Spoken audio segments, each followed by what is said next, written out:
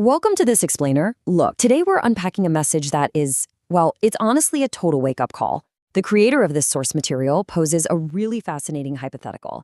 If you had literally just 90 seconds to reach the entire world, what single message would you share? This specific 90-second response completely reframes how we look at time, how much weight we give to societal judgment, and what it actually means to live on your own terms. Seriously, these concepts have the potential to completely shift your mindset if you really let them sink in. So let's just jump right into the foundational premise. Okay, let's kick things off with a massive reality check. 50. Just imagine for a second that in exactly 50 years, almost everyone watching this right now will simply be gone. Just gone. Think about the incredible, absolute weight of that statement. Half a century from now, there won't be anyone left to complain about us. And hey, there won't be anyone left to offer us praise either. The opinions, the judgments, those everyday social pressures we stress out about so much, they literally vanish. We're just going to be a fleeting memory. This 50-year timeline acts like a deliberate shock to the system. It completely strips away our everyday anxieties and shows us just how incredibly temporary our current social worries really are. All right, let's move right into our first core section, the grandfather's confession, a lesson in regret.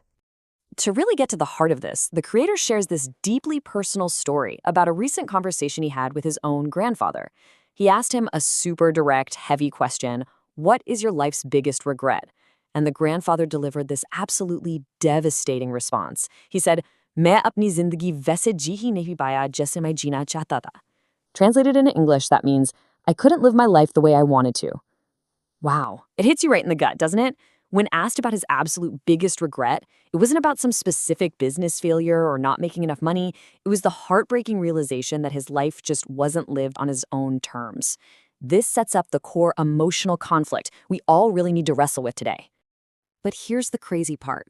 This isn't just one grandfather's isolated story. The source notes that when millions of people reach the final stage of their lives, they share this exact same truth. There is this profound, almost tragic paradox here. At the very end of life, when a person's time is running out, their courage to speak the absolute truth suddenly hits an all-time high. And in that ultimate state of clarity and courage, their biggest regret is almost always the exact same thing. They couldn't do what they truly wanted to do, and they couldn't become who they truly wanted to become.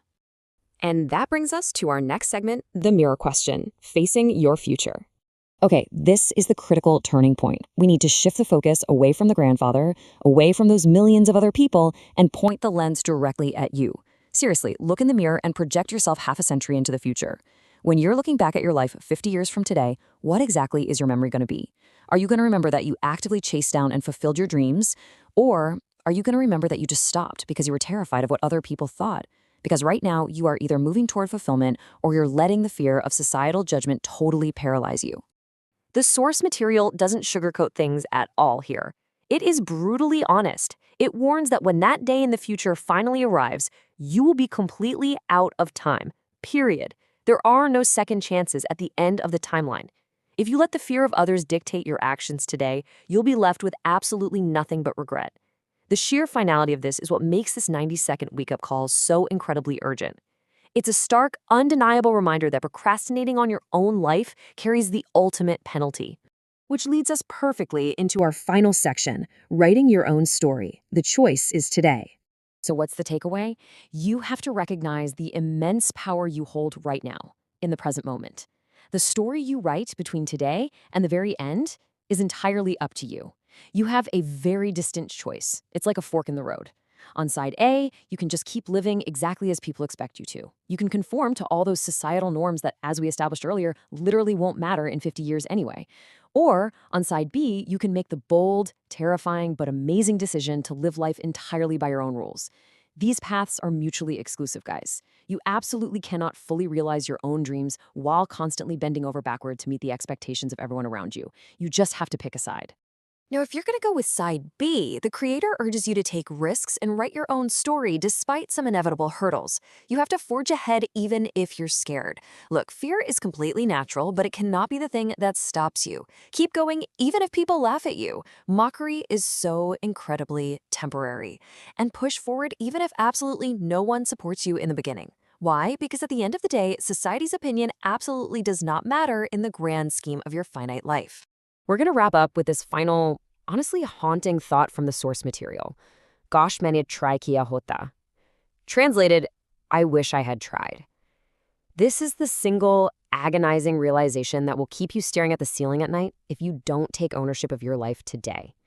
If society doesn't matter, and if time is quite literally running out, the only logical step is to simply try.